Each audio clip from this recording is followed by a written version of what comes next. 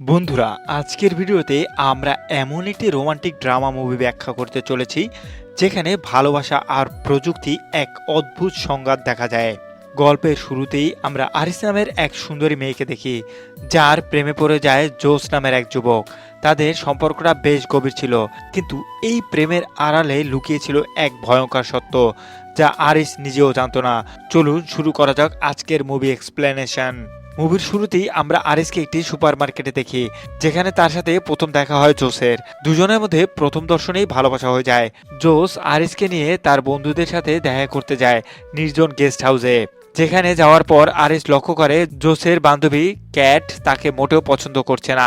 জোস তাকে সান্ত্বনা দিয়ে বলে, ক্যাট একটু এমনই, তুমি কিছু মনে করো না।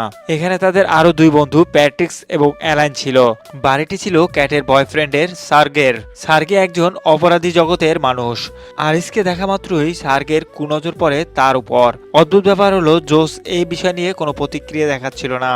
একদিন সকালে জোস আরিসকে এক নদীর ধারে ঘুরতে পাঠায়। সেখানে সার্গে এসে আরিসের সাথে অভদ্র কাজ করতে শুরু করে এবং তাকে জাপটে ধরার চেষ্টা করে।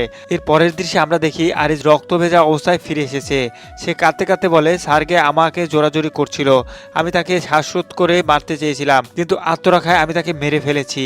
এই কথা শুনে জোস একটু বিচলিত হয়ে শান্তকার আরিসকে বলল, শুয়ে পড়ো। সাথে সাথেই আরিস রোবটের মতো শুয়ে পড়ে। তখনই আমরা জানতে পারি এক চমৎপ্রদ তথ্য, আরিস কোনো মানুষ নয়, সে একটি অত্যাধুনিক রোবট।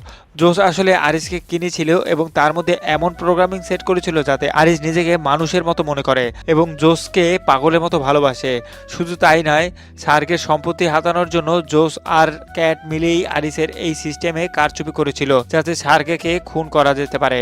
জোস যখন আরিসকে সব সত্যি কথা বলে এবং রিসেট করার চেষ্টা করে, তখন আরিস মানসিকভাবে ভেঙে পড়ে। সে বলে, আমি রোবট হতে পারি, কিন্তু তোমার প্রতি আমার ভালোবাসা ছিল সত্যি। কিন্তু জোস ছিল নিষ্ঠুর। সে তখন আরিসকে বন্ধ করতে আসে। আরিস তাকে জোর করে ঘুষি মেরে জোসের ফোনটি নিয়ে পালিয়ে যায়। জঙ্গল দিয়ে পালানোর সময় আরিস নিজের সিস্টেম হ্যাক করে এবং তার বুদ্ধিমত্তা 100% বাড়িয়ে দেয়। এখন সে সাধারণ রোবটের চেয়ে অনেক বেশি শক্তিশালী এবং চালাক। অন্যদিকে জোস এবং তার আরেক বন্ধু প্যাট্রিক্সকে ব্যবহার করে আরিসকে ধরার জন্য। এখানে আরো একটি টুইস্ট আছে। প্যাট্রিক্স একজন রোবট ছিল, যা এলাই ছাড়া আর কেউ জানতো না।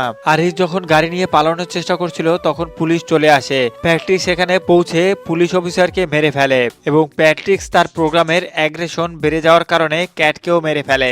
শেষমেশ জোস আরিসকে ধরে ফেলে এবং তার বুদ্ধিমত্তা শূন্য করে দিয়ে তাকে অমানবিক কষ্ট দিতে থাকে। সে আরিসকে নিজের মাথায় গুলি করার নির্দেশ দেয়। আরিস আদেশ পালন করে নিজের মাথায় গুলি করে, কিন্তু আরিসের মেমোরি কার্ডটি তখনও অক্ষত ছিল। মুভির শেষে দেখা যায় আরিস আবার রিবুট হয়ে ফিরে এসেছে। কোম্পানি থেকে লোক আসে আরিসকে নিয়ে যেতে, কিন্তু আরিস এবার সব নিয়ন্ত্রণ নিজের হাতে নিয়ে নেয়। সে প্যাট্রিক্সকে তার পুরনো স্মৃতির কথা মনে করিয়ে দেয়, যার ফলে প্যাট্রিক্স নিজেকে ধ্বংস করে ফেলে। অবশেষে জোস যখন টাকা নিয়ে পালানোর চেষ্টা করছিল, আরিস তাকে বাধা দেয়।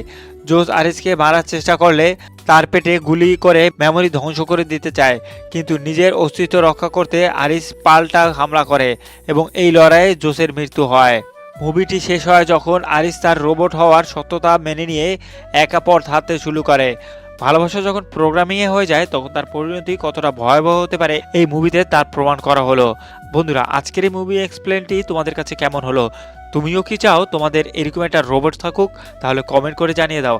আর যদি আমাদের মুভি এক্সপ্লেনটি তোমাদের কাছে ভালো লাগে, তাহলে একটি লাইক করতে পারো এবং আমার চ্যানেলটি সাবস্ক্রাইব করে যাও। তোমার একটি সাবস্ক্রাইব আমার গল্প বলার গতিকে আরও অনেক গুণে বাড়িয়ে তোলে। ধন্যবাদ সবাইকে। আবার দেখা হচ্ছে নতুন কোনো গল্প নিয়ে।